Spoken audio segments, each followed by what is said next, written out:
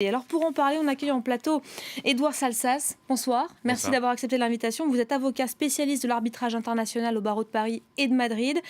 Et puis la particularité, c'est que vous avez vous-même voté ce soir, vous avez participé à cette consultation. Alors une première question, elle va à l'avocat. Quelle est la valeur de ce scrutin ?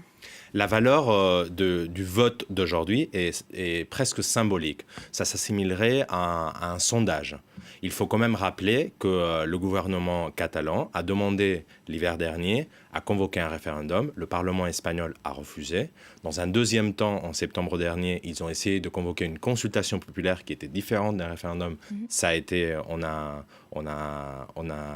proposé un recours d'inconstitutionnalité contre cette consultation populaire. Donc maintenant, aujourd'hui, ce qu'on a voté, c'était plus proche d'un sondage que d'un référendum. Un sondage qui semble quand même faire peur à Madrid aujourd'hui. Le gouvernement espagnol qui n'a de cesse répété qu'il n'avait aucune valeur. Et en même temps, on serait tenté de se dire qu'il peut y avoir des conséquences, des répercussions dans les mois à venir.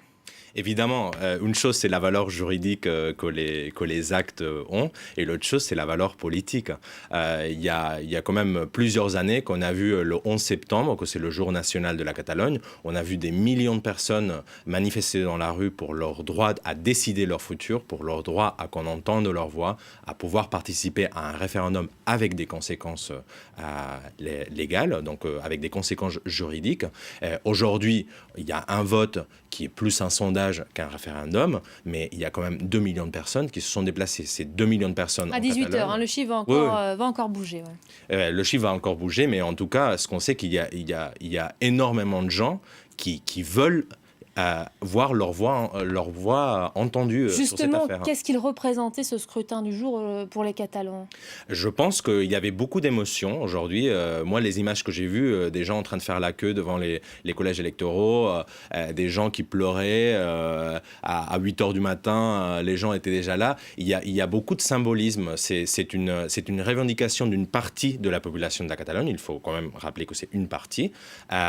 Et ça vient d'il y a très longtemps. Et donc, je pense qu'aujourd'hui, c'était un jour très attendu pour ces gens pour pouvoir exprimer leur avis sur leur futur.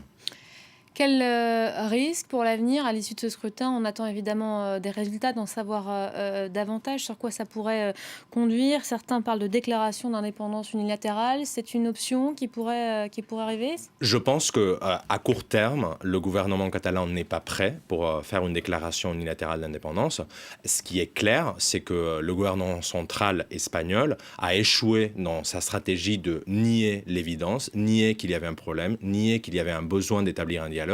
Et à ce moment-là, je pense que avec plus de 2 millions de personnes en train de se déplacer, parfois plus des dizaines de kilomètres de leur domicile pour aller déposer leur vote, je pense qu'il faudra que le gouvernement central établisse un dialogue constructif, comme le dialogue qu'on a vu en Écosse, exactement pareil. Je pense que cette partie de la Catalogne qui s'exprimait aujourd'hui veut ni plus ni moins la même chose qu'en Écosse, être entendu dans un référendum avec des conséquences juridiques.